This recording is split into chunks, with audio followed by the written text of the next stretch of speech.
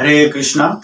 Welcome to religion of সনাতন channel. আজকে যে বিষয়টি নিয়ে আলোচনা করব সেটা হচ্ছে উত্থান একাদশী। উত্থান একাদশী আসলে কি? এই দিনে ভগবান, আমরা যে শয়ন একাদশী করছিলাম সেই শয়নের পরে এই উত্থান, তো ভগবান এই সময়টায় শুয়ে ছিল। তার জন্য কাল শুক্রবার 4ই নভেম্বর উত্থান একাদশী পালন হবে পরের দিন সকাল 6টা 6 মিনিট থেকে 9টা 50 মিনিটের মধ্যে। আমরা সবাই এই উত্থান একাদশী পালন করব এবং এই উত্থান একাদশীর আগের দিন সংকল্প করব। সংকল্প বলতে কি বোঝায়? সংকল্প হচ্ছে নিরামিষ আহার গ্রহণ করব এবং দ্বাদশীতেও নিরামিষ আহার গ্রহণ করব পারণের দিন। এবং একাদশীর দিন, একাদশীর নিয়ম তো আমরা জানি কিভাবে একাদশী থাকতে হয়, পঞ্চরবিশ্বাস বর্জন করতে হবে। এভাবে আমরা এই উত্থান একাদশীটা পালন করব। আসলে একাদশীগুলো আমরা কেন করি, উপবাসগুলো কেন করি?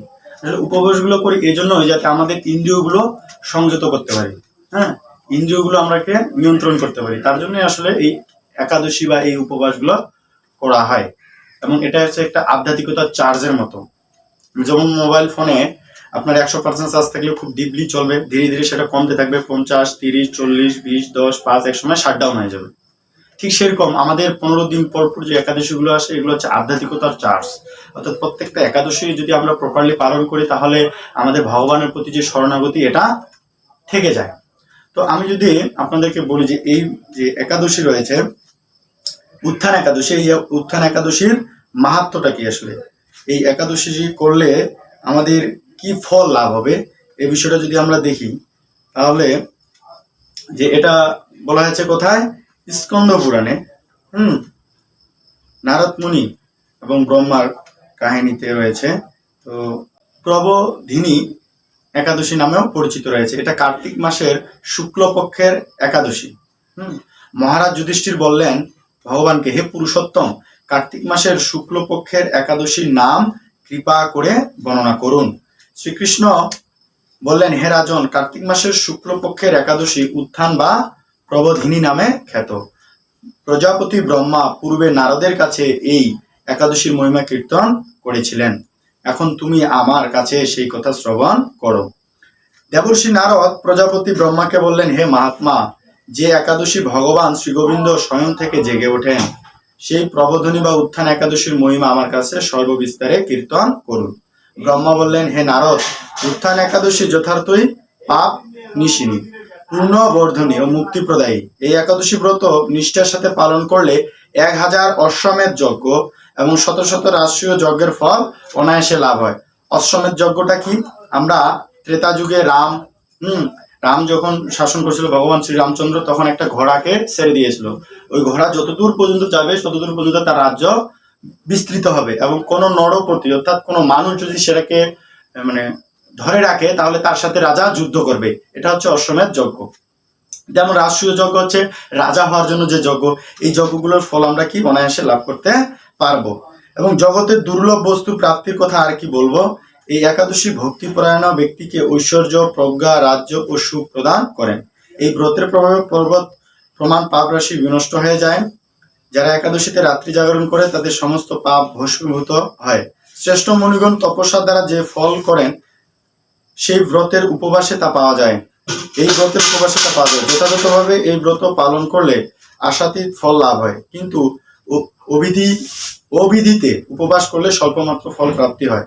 যারা এই একাদশী ধ্যান করে তাদের পূর্বপুরুষেরা স্বর্গে আনন্দে বাস করে। এই একাদশীর উপবাসের ফলে ব্রহ্মহত্যা জনিত ভয়ঙ্কর নরক যন্ত্রণা থেকে নিস্তার পেয়ে বৈকুণ্ঠ গতি লাভ হয়। অশ্বমেধ যজ্ঞ দ্বারা যা লাভ হয় না, তীর্থে স্বর্ণ প্রভৃতি দান করলে যে পুণ্য অর্জিত হয়, এই উপবাসে রাত্রি জাগরণে সেই সকল ফল অনায়াসে লাভ করা যায়। যিনি সঠিকভাবে উত্থান একাদশীর ব্রত অনুষ্ঠান করেন তার গৃহে ত্রিভুবনের সমস্ত তীর্থ এসে উপস্থিত হয়। হে নারদ, বিষ্ণুর প্রিয়তমা এই প্রবোধিনী একাদশী উপবাস করলে সর্বশাস্ত্রে জ্ঞান ও তপস্যা সিদ্ধি করে চরমে মুক্তি লাভ হয়। যিনি সমস্ত লৌকিক ধর্ম পরিত্যাগ করে ভক্তি ভরে এই ব্রত উপবাস করেন তাকে আর পুনর্জন্ম গ্রহণ করতে হয় না। এমনকি মন ও বাক্য দ্বারা অর্জিত পাপরাশি শ্রী গোবিন্দের অর্চনে বিনষ্ট হয়ে যায়। হে বৎস, এই ব্রতের শ্রদ্ধা সহকারে শ্রী জগন্নাথের উদ্দেশ্যে স্নান, দান, জপ, কীর্তন ও হমাদি করলে অক্ষয় ফল লাভ হয়। যারা উপবাসের দিনে শ্রীহরির ভক্তি ভাবে দিন যাপন করে, তাদের পক্ষে জগতের দুর্লভ বলে আর কিছু নেই। চন্দ্র সূর্যগ্রহণে স্নান করলে যে পুণ্য হয়, এই উপবাসে রাত্রি জাগরণ তার সহস্র সুকৃতি লাভ হয়। তীর্থে স্নান, দান, জপ, হোম, ধ্যান আদির ফলে যে পুণ্য সঞ্চিত হয়, উত্থান একাদশী না করলে সে সমস্ত নিষ্ফল হয়ে যায়। হে নারদ, শ্রী হরিবাসরে শ্রী জগন্নাথের পূজা বিশেষ ভক্তি সহকারে করবে, তা না হলে জন্মান্তরিত পুণ্য বিফল হয়। হে বৎস, যিনি কার্তিক মাসে সর্বদা ভগবৎ শাস্ত্রাদি অধ্যয়ন করেন, তিনি সর্বপাপ মুক্ত হয়ে সমস্ত যজ্ঞের ফল লাভ করেন। ভগবানের হরিভক্তিমূলক শাস্ত্র পাঠে অত্যন্ত সন্তুষ্ট হন, কিন্তু দান, জপ, যজ্ঞাদি দ্বারা তেমন প্রীত হন না। এই মাসে শ্রী বিষ্ণুর নাম, গুণ, রূপ, লীলা শ্রবণ, কীর্তন অথবা শ্রীমদ্ ভাগবত আদি শাস্ত্র পাঠের ফলে শত শত গোদানের ফল অচিরেই প্রাপ্ত হওয়া যায়। অতএব হে মুনিবর, কার্তিক মাসে সমস্ত গৌণ ধর্ম বর্জন করে শ্রী কেশবের সামনে হরিকথা শ্রবণ কীর্তন করা কর্তব্য। কোন ব্যক্তি যদি ভক্তি সহকারে এই মাসে ভক্ত সঙ্গে হরিকথা শ্রবণ কীর্তন করে, তবে তার শতকুল উদ্ধর প্রাপ্ত হন এবং হাজার হাজার দুগ্ধবতী গাভী দানের ফল অনায়াসে লাভ হয়। এই মাসে পবিত্রভাবে শ্রীকৃষ্ণের রূপ গুণাদি শ্রবণ কীর্তন দিন যাপন করলে তার আর পুণ্য জন্ম হবে না। এই মাসে বহু ফলমূল, ফুল, অগ্রু, কর্পূর ও চন্দন দিয়ে শ্রীহরির পূজা করা কর্তব্য। সমস্ত তীর্থ ভ্রমণ করলে যে পুণ্য সঞ্চয় হয়, উত্থান একাদশীতে সেই ফলটা কি হয়? লাভ হয়। হরি বল। আমরা সবাই এই উত্থান একাদশী ব্রত পালন করব। হরে কৃষ্ণ।